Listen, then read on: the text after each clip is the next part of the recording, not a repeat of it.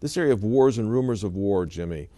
Obviously, we all watched the revolution in Egypt, and we've watched what's been happening in Libya, and we're watching what's happening in the other countries where you've got revolution and rebellion taking place and a change.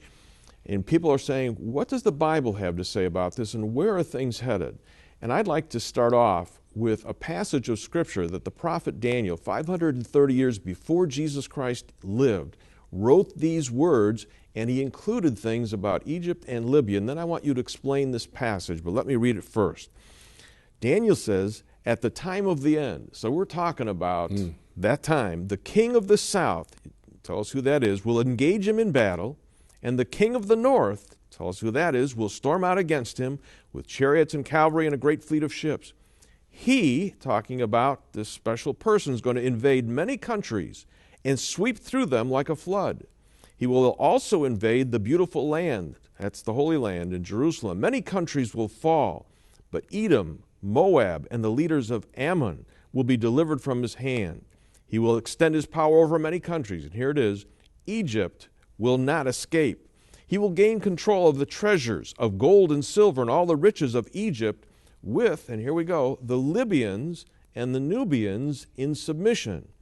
But reports from the east and the north will alarm him, and he will set out in a great rage to destroy and annihilate many.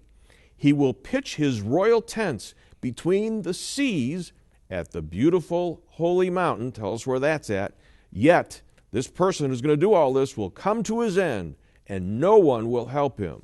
Now explain this prophecy of Daniel 530 years before Jesus. Well, that's a very important passage of Scripture. Maybe the most prophetic passage in all of the book of Daniel and possibly the entire Bible. Because in chapter 11, he talks about 5 personalities that come to power down through history. He is absolutely perfect on the first 4, and these men have already come to power and passed from the scene. When you come to verse 36 of the book of Daniel, it talks about the 5th of these personalities, the king that does according to his will, referred to as the willful king. That's one of 27 names for the Antichrist. In Daniel chapter 7, verse 8, the little horn. Chapter 9, verse 26, the prince that shall come. Here in Daniel 11, he's referred to as the willful king. So that's the first personality. You mentioned the king of the north. Early on in chapter 11, it's described as the area we know today as Syria. The king of the south would be what we know as modern-day Egypt. And that's confirmed as he continues to go through this passage, Daniel chapter 11, verses 40 to 45.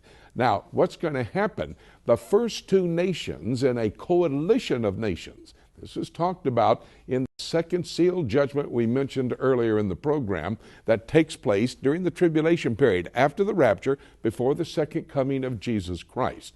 And that, of course, will be the man on the red horse, and it's referring to the battle of Ezekiel 38, Psalm 83, and Daniel chapter 11. The first one to make a move will be the king of the north. That's modern-day Syria. The Antichrist, verse 41, is going to rush back into the glorious Holy Land, which is the land of the Bible, into Israel. He goes north, wipes out Syria, comes down through Ammon, Moab, and Edom. Those are the biblical terms for modern-day Jordan. Doesn't touch Jordan. And the reason for that, Petra is located in southern Jordan. That's the location where the Lord is going to protect the Jewish people for the Great Tribulation, the last 3.5 years of the tribulation before he comes back to the earth. Then he goes into Egypt. He takes care of Egypt, wipes out Egypt, turns around, starts back towards the north, and all of a sudden at his heels, the Libyans. What is so exciting to me is we're talking about 2 nations that have been in the news over the last 6 months. Amazingly, what has been taking place in those countries, setting the stage for Daniel's prophecy in chapter 11 to be fulfilled. That last verse you were talking about, chapter 11, verse 45, he goes to the glorious holy mountain. That's the mount there in Jerusalem where the temple stood, the Temple Mount. Across from the Kidron Valley in the Mount of Olives, the Temple Mount, Mount Moriah, is where there will be a temple standing during the tribulation period. At the midway point, we'll be able to determine through other scriptures that that temple has to be there to be desecrated, the abomination of desolation. everything we're mentioning in Daniel 11, unfolding after the rapture, before the second coming of Jesus Christ, it's on the world stage right now. We're seeing the curtain about to go up on that final drama.